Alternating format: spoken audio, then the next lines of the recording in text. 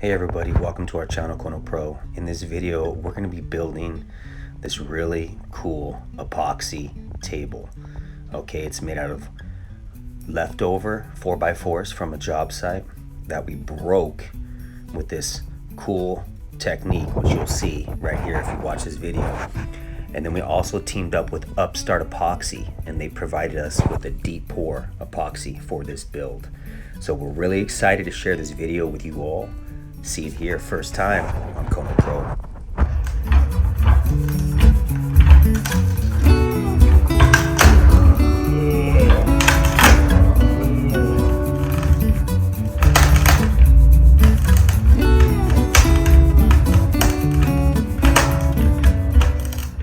Okay, here comes the fun part, breaking the 4x4s. So I thought about it for a while on how to break the 4x4s, and like I say, I haven't seen this on any of the social media platforms. I haven't seen anybody do this technique before, and I really wanted to do it, so I thought about it. What can I use to break the logs? And I came up with a lot of different solutions, but this one was the one that I decided to go with. Log splitter, I had to modify a little bit by cutting off the flanges that helped guide the log to get split, but once I did that, this worked out great.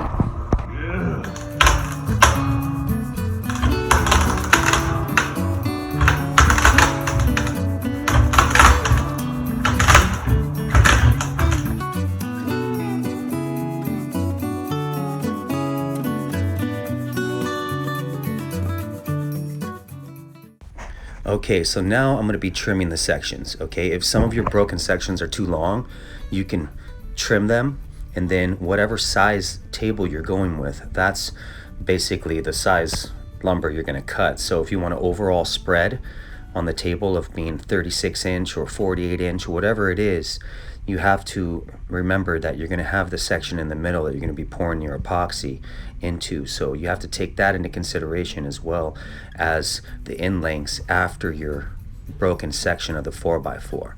Okay, so that's how I determine basically the length of my table. And then I dry fit everything together like this, make sure it's the length that I want, and then I'm going to label all of my lumber. I'm going to number them 1 through 6 on the sides, and I'm going to put an arrow that points in the direction that they're supposed to lay, because of course they can get turned around. We're going to be planing them and doing a lot of prep work to these 4x4s. So like I said, we put an arrow facing up, and then we labeled them, numbered them 1 through 6, and that way we remember exactly how they line back up when we're ready to do our pour. So now we're going to go ahead and plane everything through the table planer, and we're going to plane all 4 edges. Okay, and then once we plane all 4 edges and everything is a uniform smoothness, then we'll just plane one side down until we get our thickness. And basically we're going with about a 2-inch thickness, because this deep pour, Upstart deep pour epoxy, that is 2-inch deep pour epoxy is maximum 2-inch. So we're gonna keep it around 2 inches, so that way this deep pour epoxy comes out really nice. Okay, so now we're gluing everything together. Then after we glue everything together, we're going to clamp it and allow it to dry overnight. But before we call it a night, we're going to go ahead and we're going to take a paddle bit, and we're going to run a 1/4-inch paddle bit, and we're going to run it all the way through those 3 pieces of lumber on each side, and then we're going to run a timber lock screw. Okay, basically an SDS type screw. That's a coated screw, and we're going to countersink, and then we're going to with a like a 5/8 or 1/2-inch paddle bit, and then you're going to run your other 10-inch paddle bit all the way through 3 pieces for your pilot, and then you're going to run your timber lock. Okay, there I am running the paddle bit, and then you're going to run your timber lock. And then we're going to finish off the plugs with wooden dowels towards the middle of this video. If you stay tuned, you'll see how we do that. And also you can do other things too. You can run straight dowels all the way through. You can run all thread and then put nuts on the end if you want a sort of industrial look. There's a bunch of different things you can do. All right, so we're spreading our glue, and we're going to repeat the same process over here on the right side. And be careful with your glue. When you're getting your glue, when you're applying it, you don't want it to soak too much into basically the part that's going to be visual when you pour your epoxy. Okay, So have a damp rag with you and make sure you clean up your area, and watch out for that glue, because if you over glue, it can spill into those areas.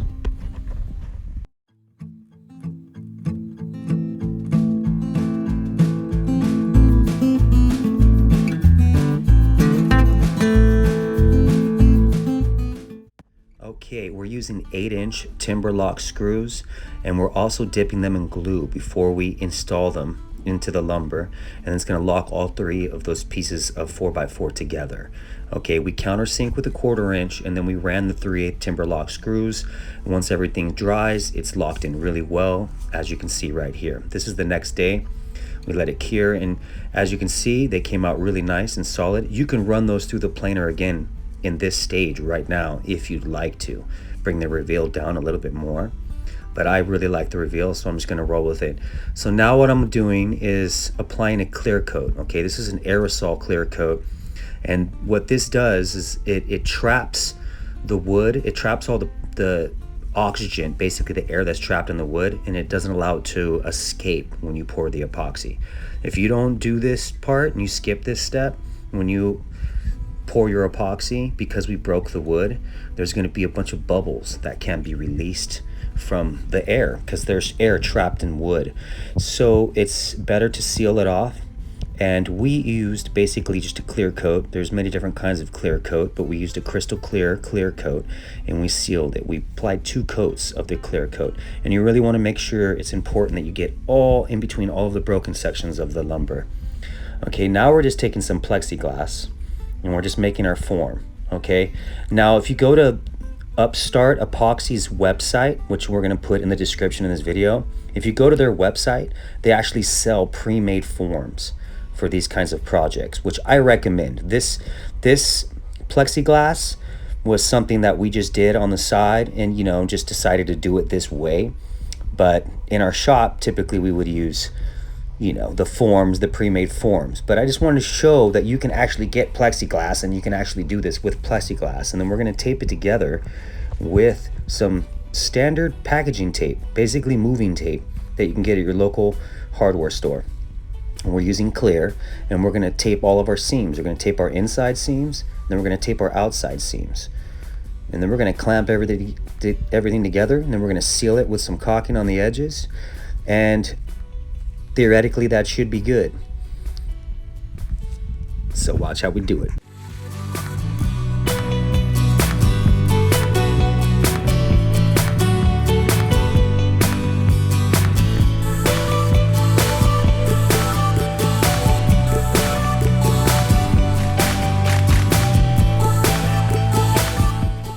Okay, I gave the form a little bit of play so that way I had room, and I wanted the epoxy to flow into the side pieces of lumber where there's cracks, and I wanted to get in between all that to create a strong connection. So I made my form about a 1/4 inch strong on each side. That's why you saw those little spacers I put.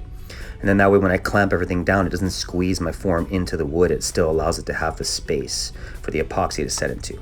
And now we're taking some basically acrylic caulking, and we're sealing everything in around the edges, so that way the epoxy doesn't leak out of the edges. Okay, and that's the whole design in this little form that we did. But like I say, go to Upstart Epoxy's website and you can buy prefab forms, and you can also go to their YouTube channel, Upstart Epoxy, and they have some really cool videos on there and some really great recommendations and really great product. We really love the Upstart Epoxy Deep Pour.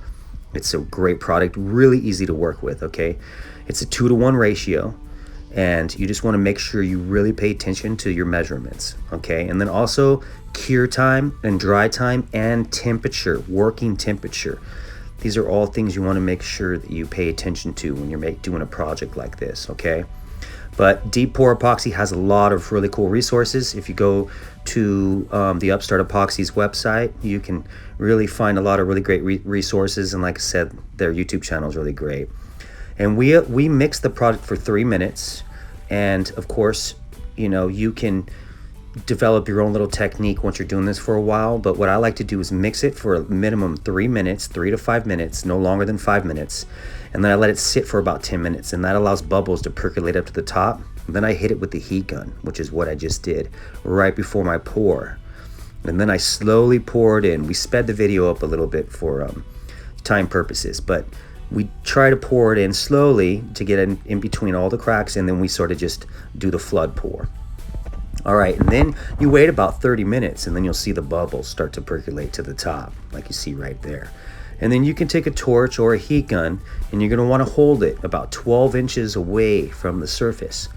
And then that's gonna release the bubbles. And you'll see, you'll come back and you'll hit it just a little bit, and you'll see the bubbles, and then you'll leave it for about 20 minutes, and then you'll see some more bubbles. You wanna do this a couple times until no more bubbles are appearing, all right? And there's another thing too you want to be careful with. Don't get the heat gun or the torch too close to the epoxy, because you can spot cure, okay? And you can go to Start Epoxy's YouTube channel, and they'll teach you about spot curing. All right, so here it is, the day after the pour. You see how we just put it basically underneath the table and covered it with a tarp?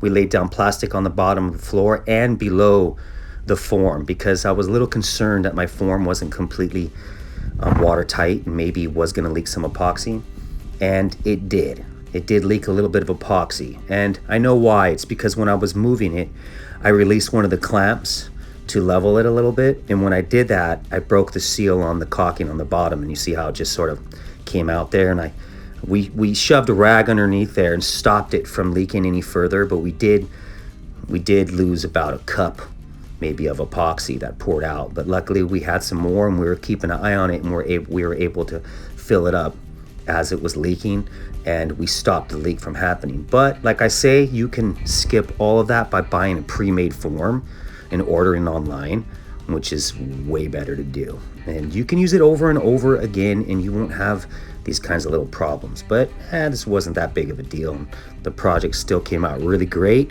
because this deep pour epoxy is bomb. All right, so here we go. Check out how cool this already is looking.